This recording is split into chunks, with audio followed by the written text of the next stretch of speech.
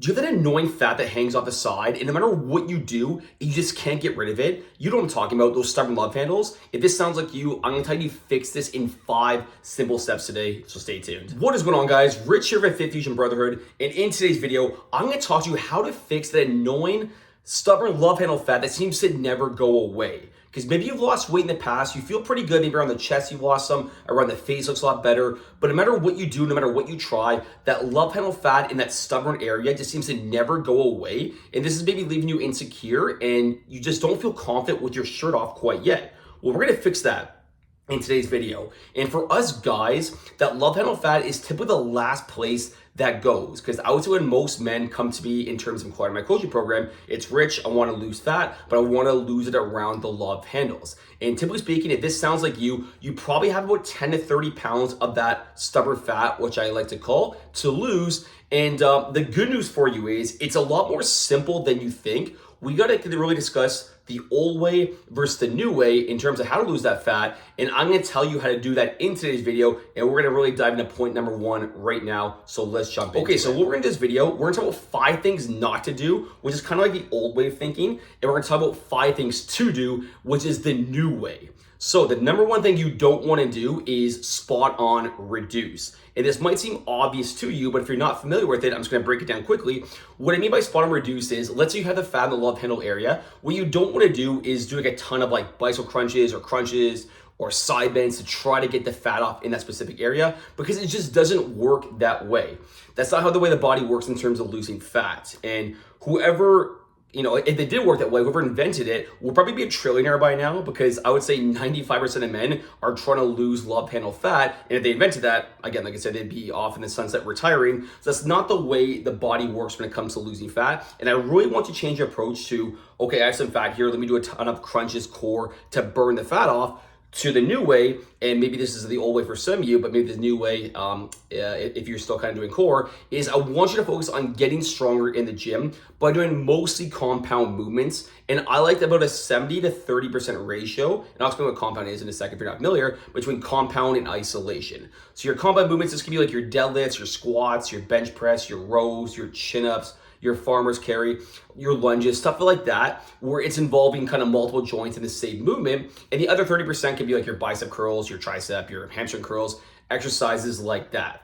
So shift your mindset from, I'm trying to burn fat in a specific area, so let me focus on it, because it's really not efficient. It's kind of like, it'd be me saying like, okay, I want you to work for $5 a day, but still work 8 to 10 hours. You're probably gonna tell me to piss off, right? You're gonna be like, no, that's a lot of work for not a good result. It's the same thing when it comes to doing a lot of core training when you're trying to lose that stubborn belly fat and love handle area.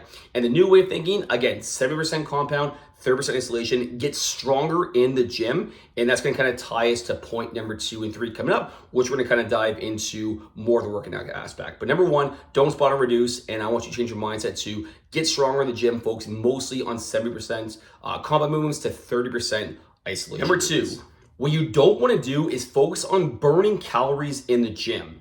Now you might be thinking, Rich, what are you talking about? Like cardio, high intense interval training, that's the way to go in terms of losing the love handles. Again, that's the old way of thinking. And I'll give you a bit of a stat here that might blow your mind. If you listen to my channel, you're gonna know what I'm gonna say already. But exercise makes up only 5 to 10% of how many calories you're gonna burn in a given day. Right? So we know now that we can't spot and reduce, and the goal, of course, to lose the love handles is going to be to lose fat overall, and of course, the love handles is typically the last place the fat goes. So don't spot and reduce. We know that. We kind of talk about it. That's a bit of a waste of time, respectfully speaking. So the second thing we need to know is, in terms of fat loss or weight loss, at least, it's going to be calories in versus calories out, right? So calories in, how much we consume, and then calories out is how many calories you burn a day. And obviously, if you burn more calories, you're gonna lose weight. If you eat more calories, you're gonna gain weight. It's that simple. The calories out portion, though, gets a little more complicated, because I think a lot of us think exercise makes up about like 90, 95, maybe 100% of how many calories we're burning in a given day. In reality, it's actually only 5 to 10%. So why are we focusing on 5 to 10%, such a small number, to achieve such a small result? Now, if you did cardio for like 20, 25, 30 minutes, you might be burning 200, 250 calories, 300, depending on how fast you go. As you might know, 250 calories is not a lot. That could be a granola bar with a banana, a yogurt with a granola bar. It's really not a lot of calories. And that's why it's just a very inefficient way of thinking in terms of burning calories in the gym. So what you need to do, so again, that's the old way. What you need to do is let nutrition take care of the fat loss for you. And you want to protect your muscle by getting stronger in the gym, kind of what we talked about in point number 1. Because your calories out portion makes, let me rephrase, excuse me. In terms of calories out, your basal metabolic rate, maybe you heard that term before, makes up about 70% of how many calories you burn in a day. And guess what influences your basal metabolic rate?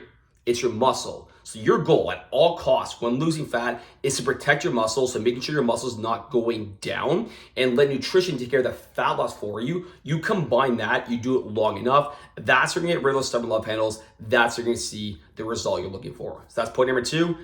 You don't want to focus on burning calories. Let nutrition take care of the fat loss for you and get strong, protect your muscle. Number 3, what you don't want to do, don't go on crazy extreme unsustainable diets. What I basically mean by that is if you can't sustain a diet, don't do it. So maybe it's like you love carbs, but you're doing keto, maybe you're doing paleo, maybe you're doing carnivore, maybe you're doing intermittent fasting, but intermittent fasting might not be for you. So basically, I don't want you to do something if you can't sustain it, because yes, you're gonna get a short-term result from it most likely. However, when you get off the diet and you go back to your old eating ways or your old foods that you enjoy, there's a good chance you're gonna put the weight on and potentially even add more weight. And maybe this is you even watching this video right now. Maybe you tried something in the past, you've lost a shitload of weight, you've gained it back, but now you're trying to look for a long-term solution. So be tempted. I know it's tempting to chase that new shiny object syndrome where you can lose a lot of weight fast and then kind of figure it out later, but that's definitely what I would not recommend, and you want to find a long-term solution for you. And what we recommend in our coaching program is pick 1 out of 3 methods, and this is what we name them. You name whatever you want, but the Weekend Warrior method, this is basically for you if you like having some higher calorie foods or drinks the weekend, and the other 5 or 6 days of the week, you lower the calories a little bit to compensate for that one higher calorie day. The second method you could do is like eat like a king. This is basically where you intermittent fast. So for intermittent fasting, it's for a lot of people. Even my brother Sean, he does it, he sustains it, he loves it. And this is more for people who like having big meals that are gonna fill you up, but it's a lot of nutritious food, and the downside is there's not a ton of room for junk, quote unquote junk. And the third is more intuitive eating. This is kind of ballpark method. So let's say your plate is kind of built up of like protein, carbs, and fats. Maybe it's like 35% protein, 35% vegetables, so your fibrous carbs, and then be about the other remaining 30% could be like your starchy carbs and fats kind of built up for it. So pick 1 of those 3 methods, and if you want more info on it, just comment below and I can send you a lot more information on the Weekend Warrior, Eat Like a King, or intuitive eating. We have tons of documents on that I can send your way. But pick 1 of those 3. Don't chase the new shiny object syndrome where you're looking for a diet to give you a short-term result, because you're gonna lose weight in the short term, yes, but there's a good chance you're not gonna be able to keep it off. Number 4 on what you don't wanna do. Don't just focus on eating healthy. Okay, you might be like, Rich, like, what are you talking about? And let me explain. A lot of men come to me when they're trying to lose, that stubborn fat, like the love handles, like, Rich, I'm eating healthy, but I just can't seem to drop that weight.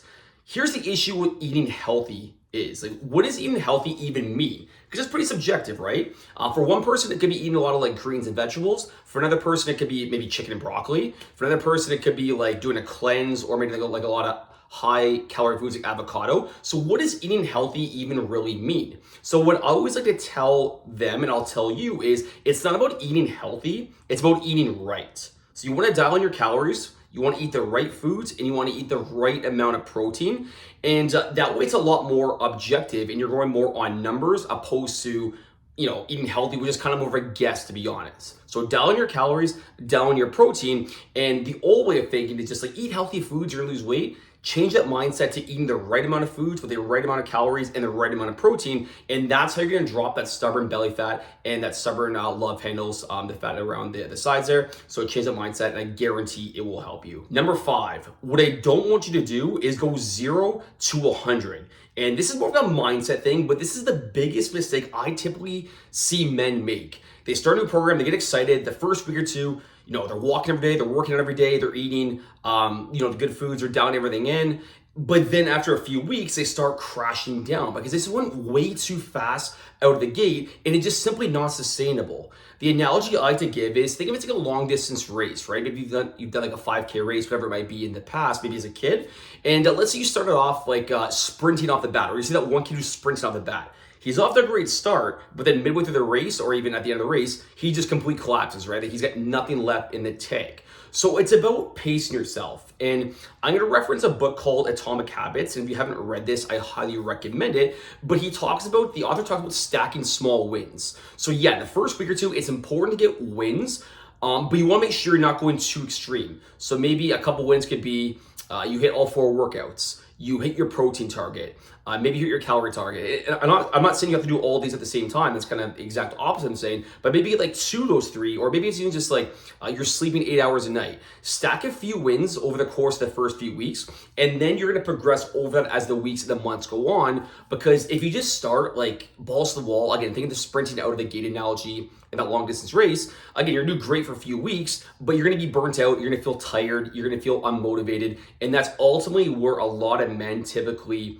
don't succeed, is they start dropping off in months number 2, 3, and they just can't sustain it long term, and then they kind of repeat that vicious cycle of losing weight, gaining weight, lose weight, gaining weight. Maybe this sounds familiar, or maybe this is someone you might know. So to get a recap here, I'm just gonna look at my notes to give you a recap, because we went through a lot here. So the very first thing you don't wanna do is spot and reduce. Remember, no side bends, don't do that, or bicep crunches. Like, you can do it if you want, but don't expect to lose fat there. What I want you to focus on is more of those compound movements, like those chest presses, rows, stuff like that. We went over it.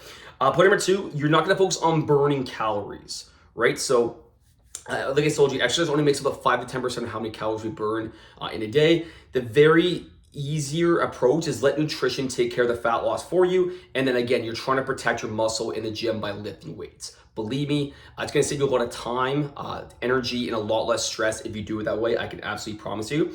Number 3, don't try crazy extreme diets. So remember, if you can't sustain it, don't do it, right? Because what you don't want to do is be that guy who crushes it for 2 months, 3 months, maybe, if it's even that far, lose a shitload of weight and then gain it back. Like, that's not what you want to do. So try to find something that's sustainable.